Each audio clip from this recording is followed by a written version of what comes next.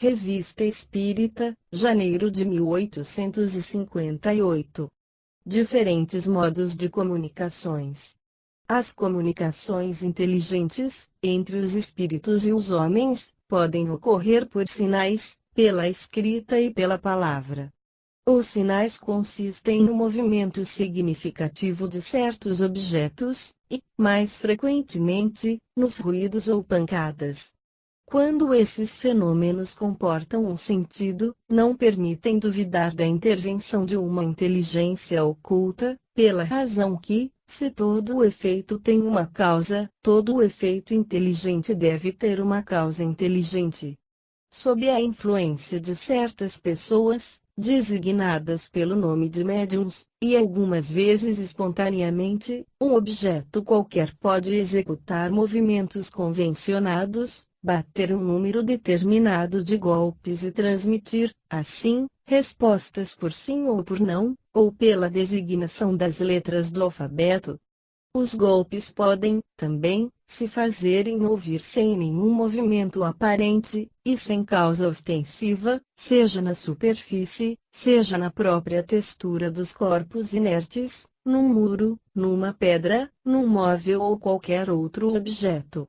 De todos esses objetos, sendo a mesa mais cômoda pela mobilidade e pela facilidade para se colocar ao seu redor, é o meio do qual se tem, mais frequentemente, servido, e daí a designação, do fenômeno em geral, pelas expressões bastante triviais de mesas falantes e de dança das mesas, expressões que convém banir, primeiro porque se prestam ao ridículo, segundo porque podem induzir em erro, fazendo crer que as mesas, a esse respeito, têm uma influência especial.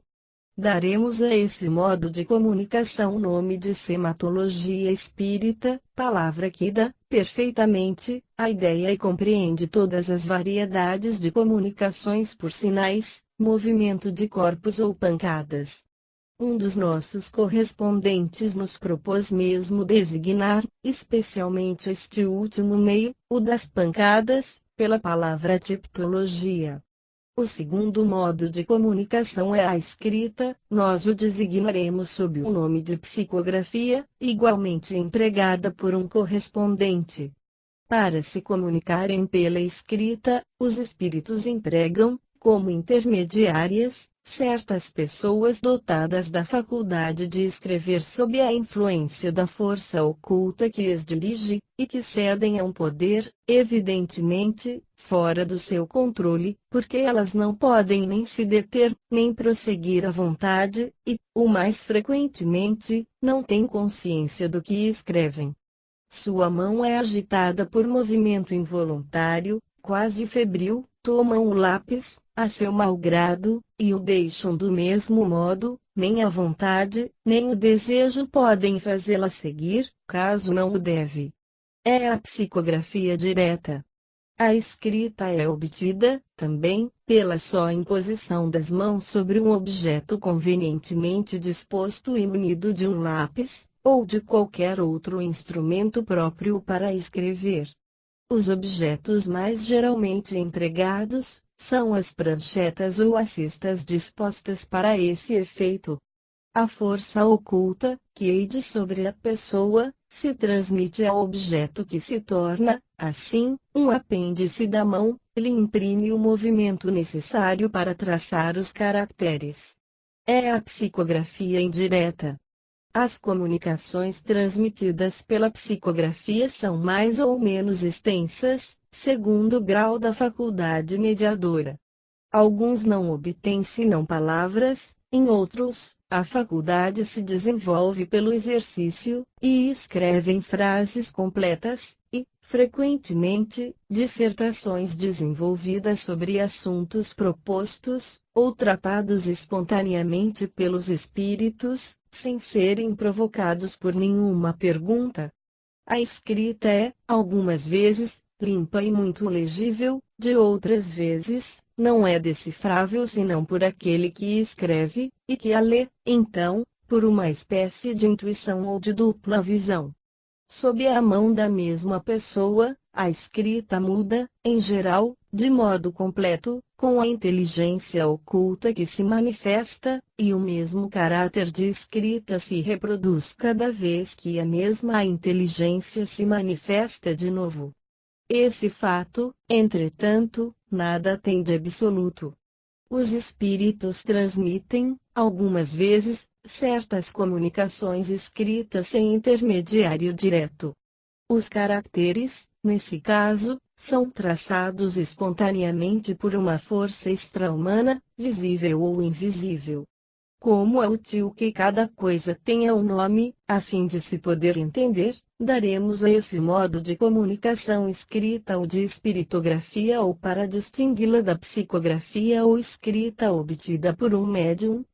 A diferença entre esses dois nomes é fácil de se compreender. Na psicografia, a alma do médium desempenha, necessariamente, um certo papel, ao menos como intermediário, ao passo que na espiritografia é o espírito que eide diretamente, por si mesmo. O terceiro modo de comunicação é a palavra. Certas pessoas sofrem, nos órgãos da voz, a influência da força oculta que se faz sentir na mão daqueles que escrevem. Elas transmitem, pela palavra, tudo o que os outros transmitem pela escrita. As comunicações verbais, como as comunicações escritas, têm, algumas vezes, lugar sem intermediário corpóreo. Palavras e frases podem ressoar em nossos ouvidos ou em nosso cérebro, sem causa física aparente. Os espíritos podem, igualmente, nos aparecer em sonho, ou no estado de vigília, e nos dirigir a palavra para nos dar advertências ou instruções. Para seguir o mesmo sistema de nomenclatura que adotamos para as comunicações escritas, deveríamos chamar a palavra transmitida pelo médium psicologia, e aquela proveniente diretamente do espírito espiritologia. Mas a palavra psicologia, tendo já uma acepção conhecida, não podemos deturpá-la. Designaremos, pois, todas as comunicações verbais sob o nome de espiritologia, as primeiras pelas palavras espiritologia imediata, e as segundas pelas de espiritologia direta. Dos diferentes modos de comunicação, a sematologia é o mais incompleto, é muito lento e não se presta, senão com dificuldade, aos desenvolvimentos de uma certa extensão. Os espíritos superiores dela não se servem voluntariamente, seja por causa da lentidão, seja porque as respostas, por sim e por não, são incompletas e sujeitas a erro. Para ensinar, eles preferem os mais rápidos, a escrita e a palavra. A escrita e a palavra são, com efeito, os meios mais completos para a transmissão do pensamento dos espíritos, seja pela precisão das respostas, seja pela extensão dos desenvolvimentos que elas comportam. A escrita tem a vantagem de deixar traços materiais, e de ser um dos meios mais adequados para combater a dúvida. De resto, não se é livre para escolher, os espíritos não se comunicam senão pelos meios que eles julgam apropriados, isso depende das aptidões